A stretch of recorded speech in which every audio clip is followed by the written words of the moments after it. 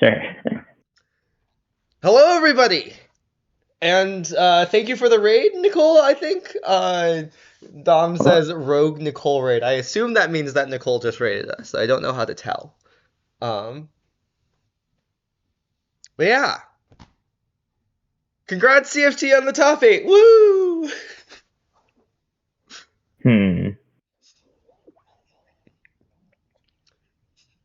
Boo or something. As I've I see, Nora. As I see. as I've heard people say, you know, uh Otters CFT, who lives in country of unknown origin and top eights a tournament every week, is an outlier and should not have counted. Or should not have been counted, or something. Hmm. Yeah. Also, thank you, A. Horberg, for the subscription. Yeah. 2 months. That's so many months. I know, right? That's like the number of months we've been streaming, basically. But yeah, CFT. So where do we stand right now when it comes to otters? What Okay. really are otters? I have some concerns. Uh-huh. Namely that, okay, here is I have a new framework about otters, which is maybe relatable, which is maybe you can extrapolate to other decks or something. Basically, what does this deck do that is powerful? I think the only times the deck is doing something powerful is when it draws Enduring Vitality, and then it creates a mana engine and does a bunch of stuff. The other stuff you can kind of play a game of Magic the Gathering, but you're not doing something constructed powerful. Is how I would describe it. So my Now, my one objection to that is that I think that this town ain't big enough is sometimes something constructed powerful.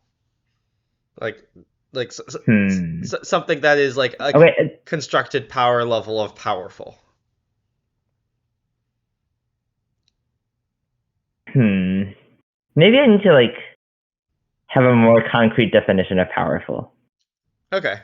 You can make a good exchange with town, and then you can obviously do the town loop. But if you don't have vitality, I don't think the talent town loop is constructed powerful. To be clear, I'm not saying when I say powerful, town can be constructed power level.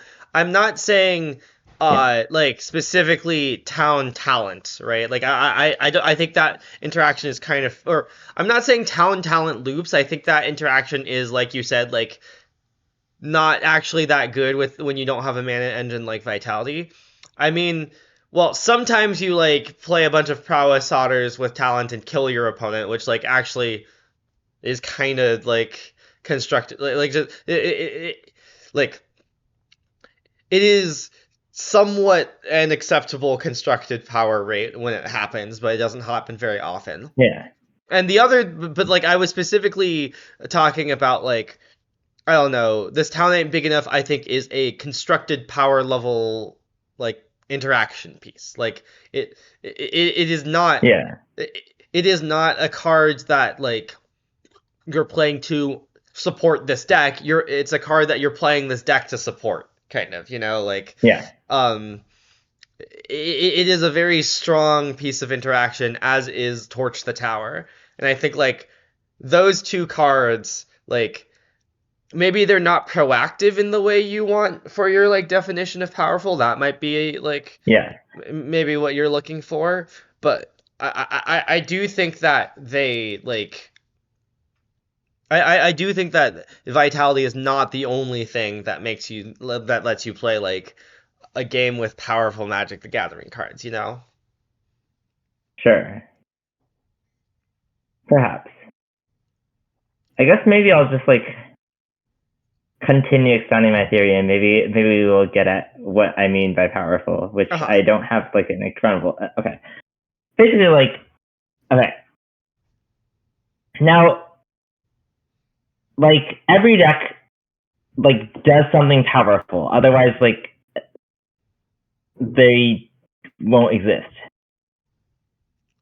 So when you face like Dimir, the reason this deck is like favored against Dimir is that like you have ways to like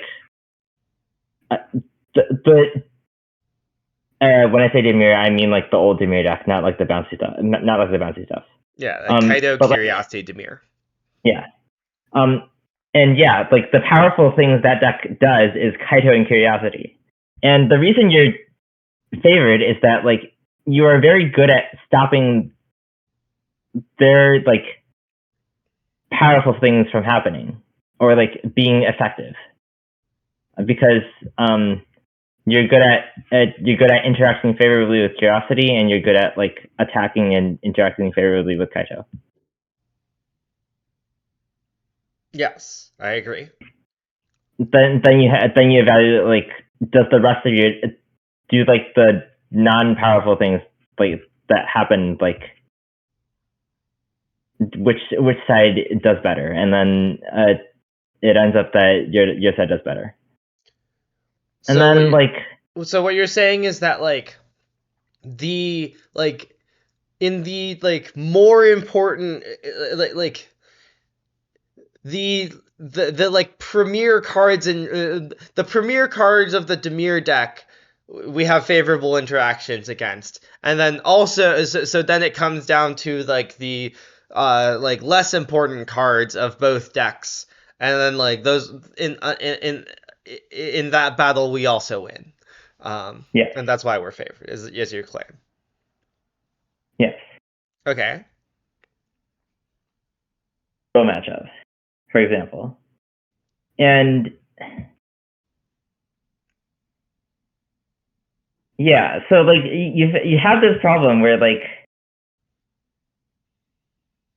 if you do not draw your powerful card, they have a lot of powerful things that can happen. Like they can have like mouse, they can have ink. Okay, so the most scary thing is Incubus Talent, because you can't like ever interact with it favorably. And then like they have like mouse, they have or manifold, they have like nemesis, they have like challenger, and like all kinds of things. They're like there are all kinds of ways for them to like do something powerful. And then like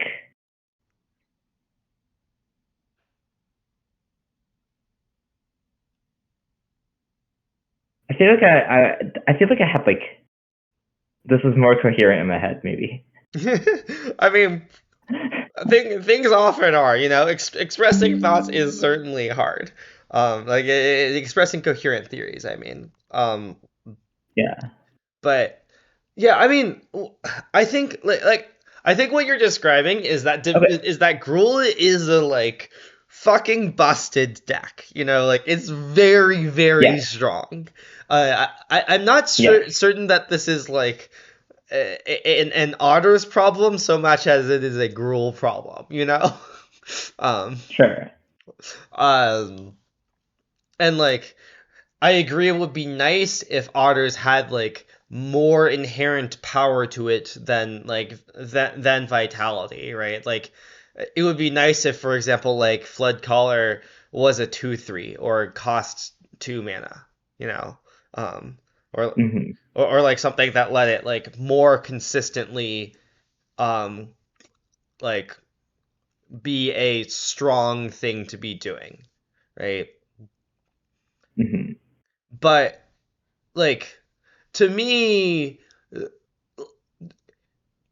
like the reason to play Otters has so to me the power in Otters is that like it is kind of metagame based, but like not completely. When I say metagame, I think I guess what I'm saying is that the power of Otters, I think, is largely related to like the current shape of Standard and the current cards that exist in Standard, where like honestly, what I want to point out is like, yes, Vitality is the most proactive power in the deck, but the combination of Torch and this Town Ain't Big Enough, like, just cover enough of the format that, along with the like combo avenues of Otters,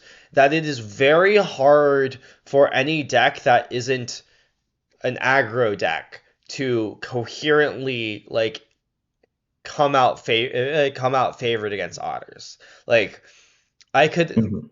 like I think for example like teamer analyst of old Standard would probably be like good against Otters. But we don't have something like teamer analyst right now. And like that's when that so I think it's kind of a metagame thing, but metagame in the sense of what cards exist in Standard, unless there's something that we haven't like discovered yet, which like maybe there is, but people haven't discovered it yet. And it's something like that rather than metagame as in like just shifting how decks are built by small numbers, right? Um, Mhm.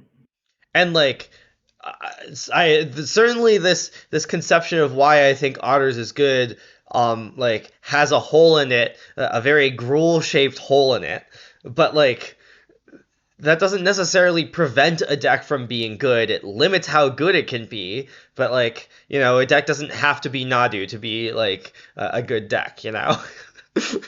Okay. Well, the hole is not just scroll shaped.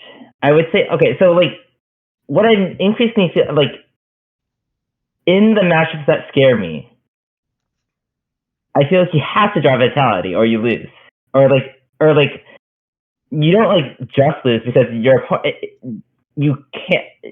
If you do not draw Vitality, you cannot defeat your opponent doing doing the powerful thing.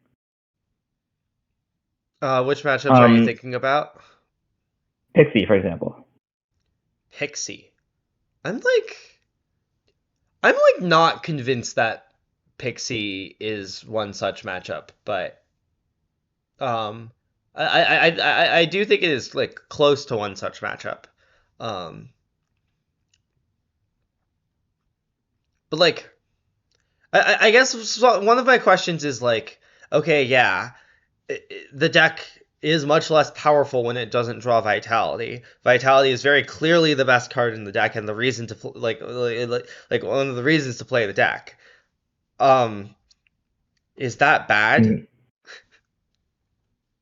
Mhm. It's bad because you only have 4 copies. I guess is my Okay, concern. but I mean like, like I like a good deck. Like good decks have like more than 4 copies of powerful things they can do. how do you feel about the card Analyze has additional copies of Vitality? I think like experientially, it doesn't feel like that works.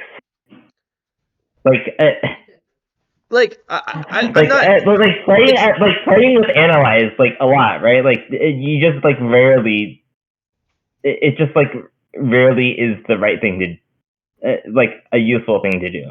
I Like think it it. definitely comes up, but like, I think I would say that like my analyzes are like 50% questing druids, like 30 like 35% vitalities and 15%.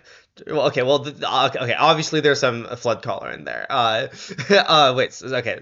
I would say 50% um when I don't have a vitality, it's probably like 50% uh questing druid, 35% vitality, or 40% vitality, even 10% trainer.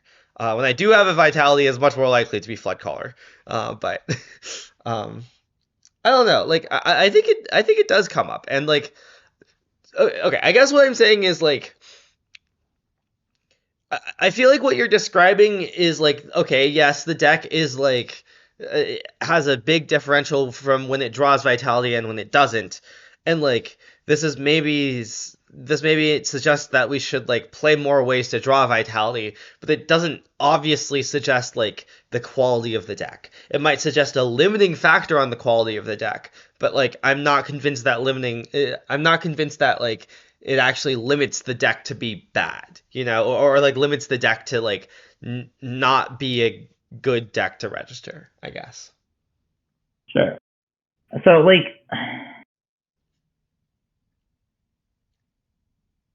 mm,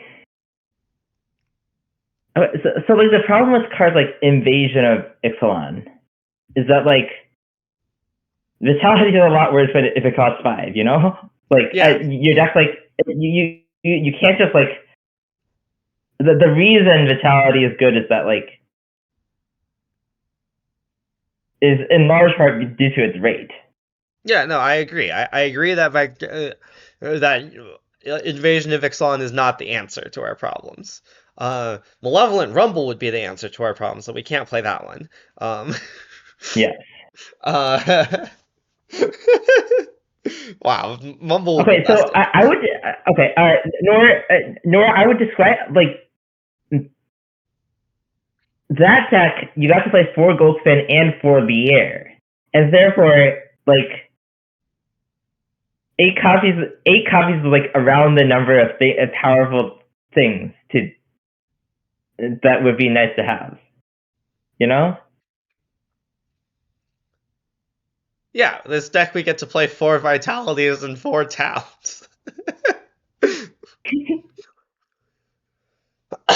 No, that is mostly unserious. The actual other card is 4 Vitalities and 4 Questing Druids, and social recalls, as it were. But like, okay, I like get your concern, I guess, but like, I, like. I think that this like concern makes sense in a vacuum and against Gruul, but like I think there's a lot of I think that like it just so happens that the shape of standard means it doesn't work out that way, really. Like outside of like versus Gruul and like maybe versus Pixie or like Oculus, like the rest of your cards kind of just add up enough in the other matchups. Concern that they don't often like do not add up enough, and like basically like the reason Otters like used to be like really nice, I guess, is that like the other decks are bad, so you could the other decks are like constructed poorly, and so like you could often like win without doing anything like extremely powerful. You could just cobble together a win, and then like as the other decks improve, I'm concerned that this will like much less often be the case as your opponent does something powerful more often. Well, I guess like for example, like against blue black, like if this like bouncy build becomes like the new good build of blue black, which it might be, like I am scared that like if they have a nightmare draw, the matchup will like again become about whether you draw enduring vitality. okay, well I haven't played very much against bouncy blue black. Notably, I've played 0 versus it. But like I'm just not scared. I feel like I'm not scared of bouncy blue black. Maybe this is like maybe this is wishful thinking, but like why should bounce like why are we afraid of their hopeless nightmare draws? Aren't they like not particularly aggressive? Okay, but like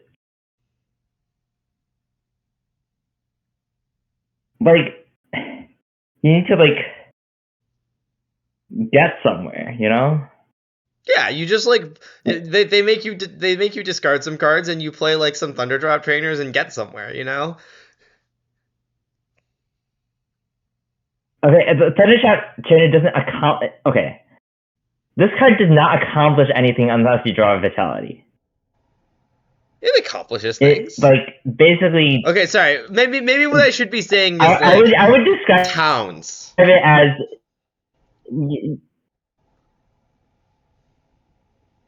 like I agree you have towns. They also have towns. Like Okay, I mean, like I don't know, like the town. I would say their towns are better than your towns. okay, like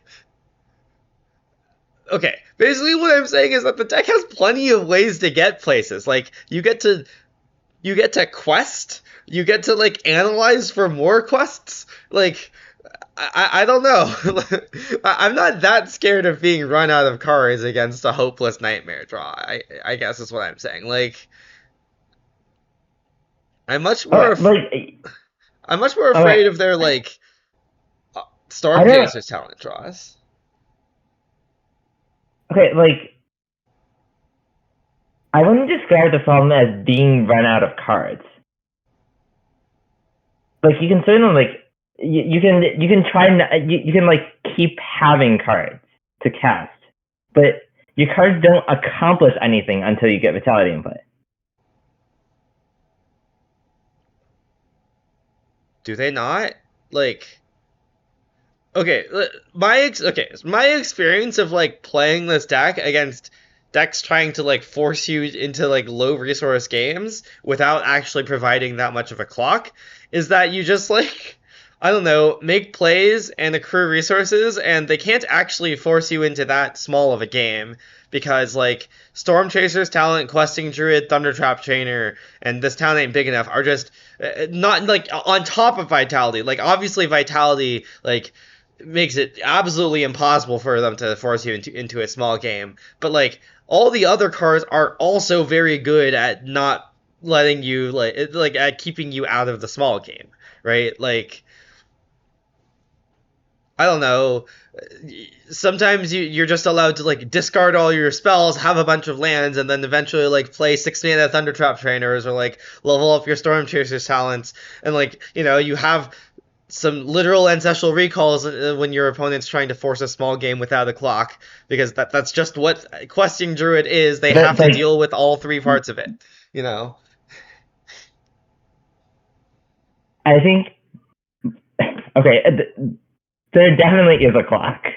Like I don't know, like I don't know. No, I agree that they have a clock. I just don't think their clock is very particularly fast. And then like I don't know, you just get to like interact with it along the way, right? Like we're not playing zero interaction spells in this case.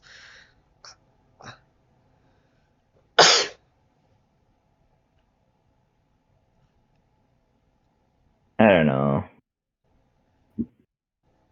I just feel like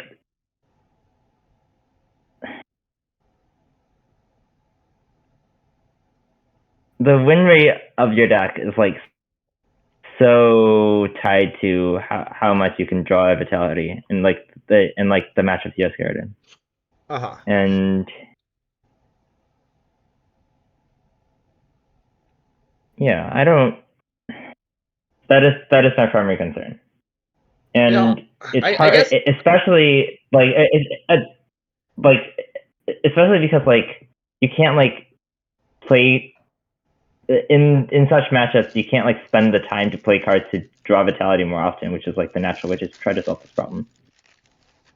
Wait, like, well, sorry, like you can't in matchups like Gruul, but like if we're talking about like bouncy Dimir, like you can totally cast Questing Druids, you know? Yeah. Well, Questing Druid is like not that good at finding Vitality. Like I mean that you can't like cast Envision of Ixalan. Is mostly what I could mean. Yeah, sure. I mean, like, I just don't think you need to be that much better at finding Vitality, you know? But I think you do. I don't know. Like, Anyways, I think the stuff would like be like nuts if trainer said non-creature or card name enduring vitality. Obviously, I, but I like, agree that if trainer could find enduring vitality, it would be nice. Trainer should be able to find a bargained version of enduring vitality. You know, do you okay? If cryptolith rights were legal, would we play cryptolith rights? that card puts you down a card. That's fair. Okay, should we?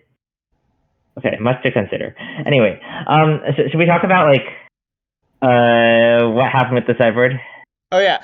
First, thank you so much to Ubik-sun and Strains for your Prime subscriptions. Hope you're enjoying our nonsense rambling.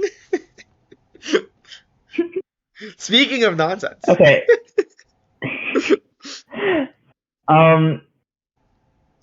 Basically, like what I was experiencing, what actually happened was that I like was thinking about what happened in the games I won. Like I was playing Otters versus Gruul against myself, and then I was like thinking about like what I needed to like win, and so it sort of felt to me that like first of all I needed like something to like actually be able to win the late game, which was the point of like the stuff. I think Dissection Tools is like less good at winning the late game than Dracosaur, but like yeah. But also like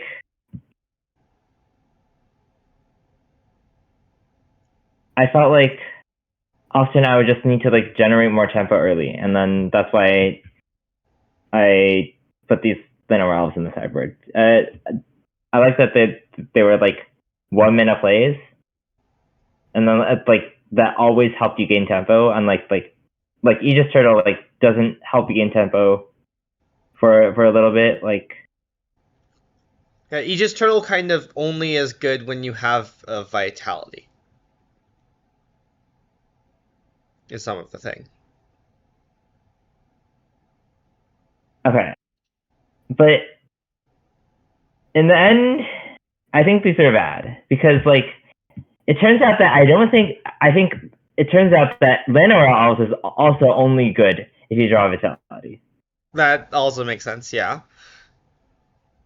Do you think if it You were just Birds like of Paradise it would have made a difference or like yes, it okay, would make that's a fair. difference. That's okay. Do you think if it were Snakes of Paradise it would have made a difference? I don't think so. Okay. You bring up a good point though on Birds of Paradise. Modern Otters coming to a stream near you. You can green Sunbeams for Jerry Vitality. That would be nice. That's true. You're not wrong. Um, Okay, so like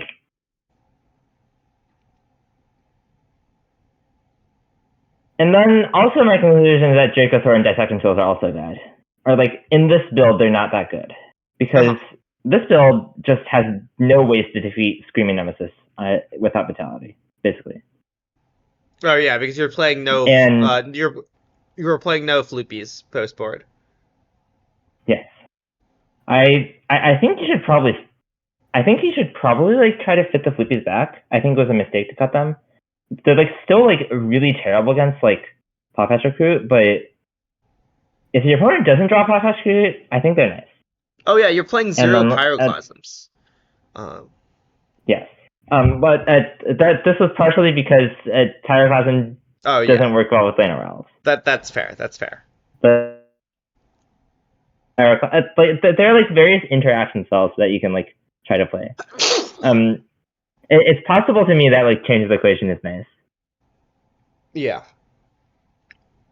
Yeah, I mean, my preferred like my preferred sideboard paradigm against Gruul is still remains like my theoretical the thing I theoretically want to do is to like play like a couple floopies to answer nemesis, play like one big thing like dissection tools or something, maybe two, and just like really just like lean into the like four quests kind of thing, but yeah, I don't know. Well, okay, so the problem is that you're not gonna beat Gruul just by using four quests because they have more cards like this than you. Yeah, I mean, I've also thought about like, okay, should we be playing like some answers to talent post board? Like, I don't know, pick your poison. Yeah, the problem is that there are just like no cards that answer talent that work against any other cards. Like Um, maybe you can like play Terra Thunder and then like kick it. I I feel like that's worse than playing Paw Patch Formation and cycling it. Um, you know, I don't. I don't really want to Maybe. kick I'm not convinced I want to kick a Terra Thunder more than I want to cycle a Paw Patch, you know? Floopy is Flood Pit Stroud. Maybe. Floopy is a great nickname. I forgot who came up with it. I think maybe it was Sky. Um, I believe it's.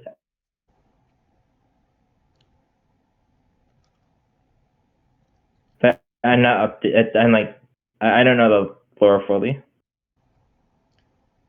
um, but yeah, I don't know, like the hmm. One thing I still, and like I mentioned this earlier in a different chat, but one thing I still am interested in is like testing more in depth whether Jace is actually good versus Gruul. Because like to me, like Jace might actually do a similar thing to what Vitality does versus Gruul, you know? Like giving you the ability to just cast all of your spells and like smoothing out your ability to like actually spend your mana, I think might be important. And then it also, if you get to ultimate Jace, that like does the job, like that kind of does a similar job as like Dracosaur or tools of like ending the game kind of, you know.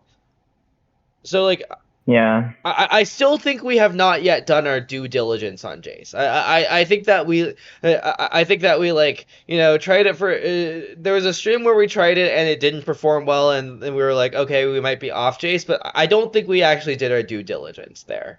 Um and like This is plausible to me. Yeah. the other thing idea I have that I really want to continue exploring is like the black splash. Like I still think that the black splash might be like quite nice versus Gruul, specifically because it allows you to play more into the late game because of Go for the Throat being able to answer like Go for the Throat both is able to answer bigger things and answer and both it and Nowhere to Run get to answer Nemesis in a way that doesn't require you to like play Flood Pit Drowner to answer it, right? Which like opens up a bit more. Mm-hmm. And I also think that like Cornucopia might be Cornucopiam, of course, but also might like help with the going late kind of thing and let you like extend enough through their talents to get somewhere. But I don't know. I don't. I feel like I don't believe. Like I feel like the problem is not. The problem with late games is not like it's more about resources than about like play. Yeah, I mean, I think that's like I think that's kind of true. Well, so the thing is that like you win the resource battle once you find vitality, right? Like even if they have It's their like I'm pretty sure that the eventual late game of both decks, if you gave both decks like, a long time to set up where neither of them were allowed to do anything to the other, or if you gave both decks infinite life, like if you gave both decks infinite life, eventually Otters gets to, like, not even counting the, like, infinite combo that Otters gets to do, right? Like even without Flood Caller in the picture, if you gave both decks infinite life and removed Flood Caller from Otters, I think that Otters eventually wins that. Like, generally, like eventually Otters gets to a point where it is like, it just gets to spend more mana than Gruul does, and Gruul, like, doesn't have that many ways to, like, get through its deck, whereas, like, Otters, once it has a bunch of mana, has many ways of getting through its deck and, like, getting more resources. And like you said, like we've been talking about, right? Like, vitality is very important for this, and often it comes down to, like, does Otters ever get to assemble a state where it has vitality and a bunch of other stuff in play, right? Or like, does Otters ever get to this amount of mana? And, like, I think Cornucopia has a real chance of helping that, because, like, the passive life gain, like, Cornucopia and black cards both have a chance of helping that, because, like, while they might not be, like, giving you, like, exact raw resources, they're making it so that things are smoother, so that you, like, are able to make slightly more favorable trades and, like, tread water a bit better and a bit longer, so that you eventually get to that state, right? And, like, this is kind of the, like, same theory I have for Jace. So I will say I'm more interested in retrying Jace than in Cornucopia or black cards. I would say, yeah. I think the black cards are, like, just like you can eventually cast them, but I think they introduce, like, a lot of inconsistencies to your first, like. Yeah, I mean, I think that is very likely. Like, I am also yeah. I am also more hopeful of Jace than the black cards, but I am, like, not uninterested in the black cards, and I also think that it is very important to keep the black splash in mind, given that we are going to get another standard set before the next PT. That's fair. And obviously we will be exploring many things that are not Otters with that standard set, but yeah.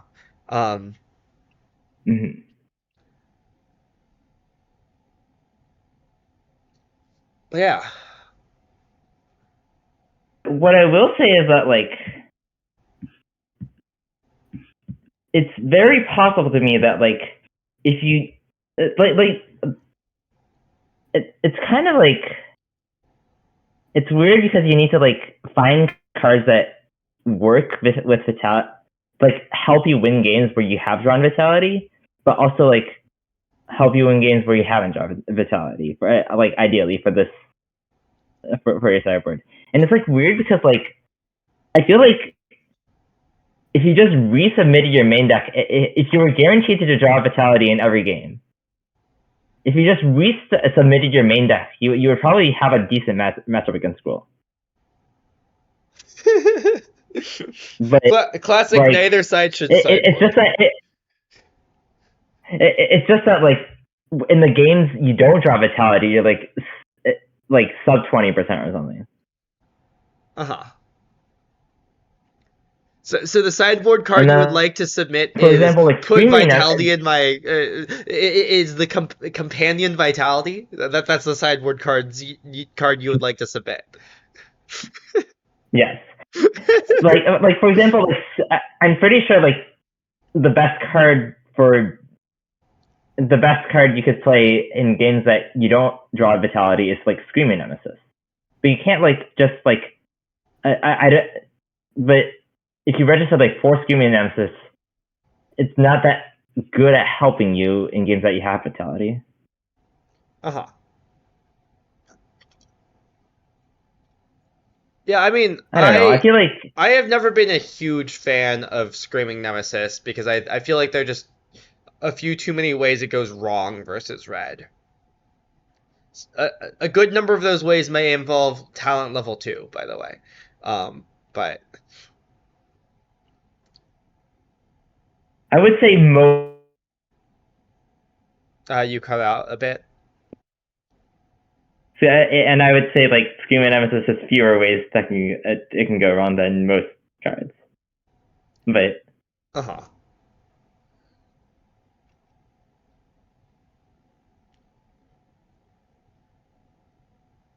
I don't know.